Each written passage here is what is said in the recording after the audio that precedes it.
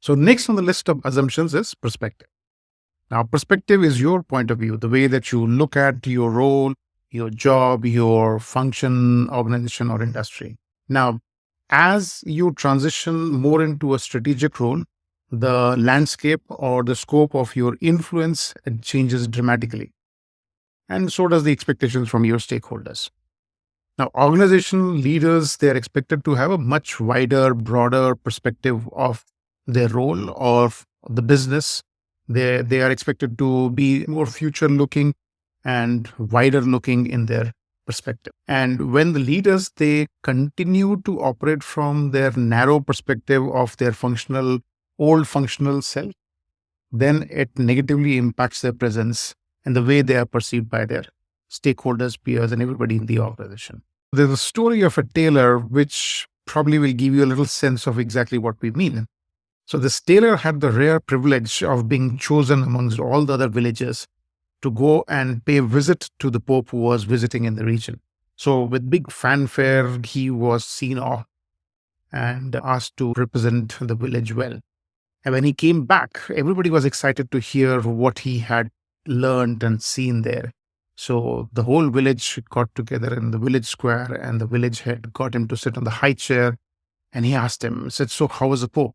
And in all his wisdom, the tailor sat there nonchalant, and he says, "Oh, he was nothing special, just a size regular 42. So in his professional opinion, he probably was very accurate, but he completely missed the larger picture for what he was chosen and asked to go and do the job.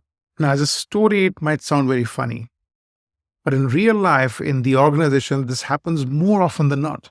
I have my own example. I started my career in the hospitality industry as a chef. And as a young rookie chef, I was doing quite well for myself. And soon I got promoted to be the sous chef. And one of the KPIs of my new role was to maintain the food cost of the kitchen at 30%. And I would use that as a benchmark to decide how expensive, how exotic, or how plain a menu can be, depending upon what rate we were getting. Now, this became a big bone of contention between me and the sales department, because I would be quite rigid and inflexible in terms of what can be offered. And many a times I would just reject their requests outright. And as a result, sometimes they would even lose the sale. At some point, they decided that enough was enough, and that they went and complained to my boss that, it's difficult to work with Chef Raji. And my boss, instead of reacting and pulling me up, what he simply said was that, "Rajiv, from next week onwards, you go and represent the kitchen at the management meetings." So I was quite smug and very happy that maybe I'm doing such a great job of my role of maintaining the food cost and protecting the interest of the kitchen, that my responsibilities have been elevated and I have been given this as a reward to move forward. But that experience would turn out to be one of the most profound perspective changing exercise in my life that would impact my career for a long time to come.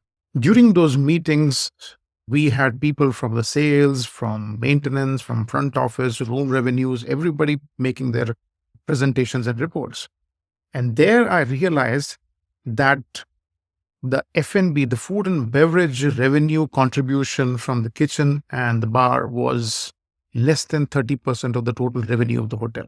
In fact, 70% and more was coming from the room sales. Now, I was at the Taj group of hotels, and there were 3 other properties in the city.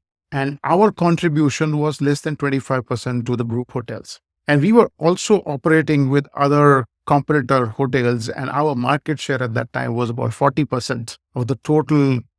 So when I saw this larger picture, I suddenly realized that I'm just trying to protect a measly 30% of the 30% of the 25% of the larger 40% pie. Such a measly, insignificant number. So it became quite clear to me that what I was trying to protect in my own wisdom of doing my job well was a very small piece in the larger scheme of things. And in doing so, I'm not helping the system. So that was an aha moment. And the minute I saw that larger picture, it became quite clear to me exactly how should I be acting in my new role. So not only did I start to work better with the other departments, especially with the sales department from that day onwards, but I can actually credit many more successes in my career from that one shift in perspective.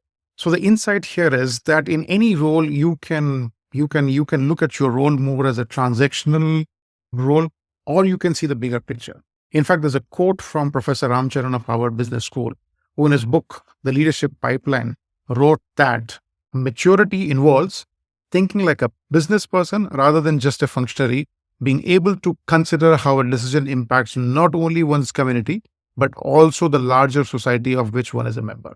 And as you go through each leadership passage, you need to be preparing for the next, and you cannot wait until the day you receive C-level or managing director title to start thinking like one. You need to begin honing your ability to take an organization-wide view early on. So how can you start having a organization-wide perspective? Anytime that you are taking a decision, always ask yourself this question: am I operating from my functional perspective, or am I considering the larger organization when I make my decision? Can I keep my self-interest, my functions, my roles, my departments' self-interest aside and operate more from what is beneficial and what is the right thing to do in the organization perspective? Have I considered how my decision is going to impact the other functions who are involved in it? Have I considered multiple perspectives, positions, at interests at play? These are the few questions that you can ask yourself every time that you are at a crossroad of a decision making. Besides this, it will be a good opportunity for you to put on different hats, try being part of different projects, and get a feel of exactly how the other functions and departments work. And that way, we can develop a lot more empathy and get a wider perspective in the bargain. So as you start to ask yourself these questions and reflect upon your responses, you'll be surprised how confident you start to feel as a senior leader.